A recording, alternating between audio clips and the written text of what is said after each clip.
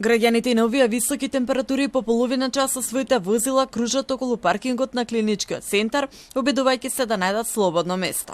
Вела дека се изморуваат пред да стигнат до преглед, плаќаат, а не се ни прописно паркирани и при тоа често пропуштаат закажани термини.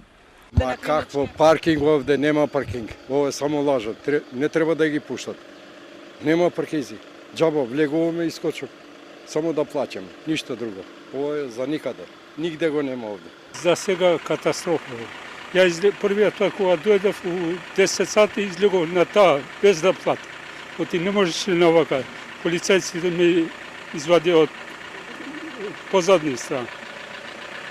Затоа многу гужва има, многу катастрофа, нема никаков паркинг. Само по некоја страна што може да влега, иначе нема паркинг. Тоа е катастрофа.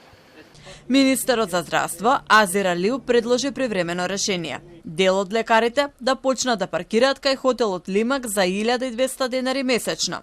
Просторот ќе биде достапен од јули, а проектот ќе трае до декември. Со компанијата Лимак веќе договорени, тоа е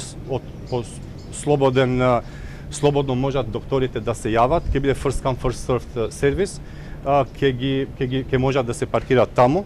Верувајте дека се јавуваат колеги доктори и велат не спасивте бидејќи скапи коли имаме и ги гледаме изгребани и оштетени надвора, бидејќи нема лифт, нема камери, не знаеме ни кој ни како и каде да се пријави. Тој додаде дека доколку нема поддршка од синдикатите е подготвен да направи чекор назад. Дел од синдикатот се го поздравуваат овој чекор.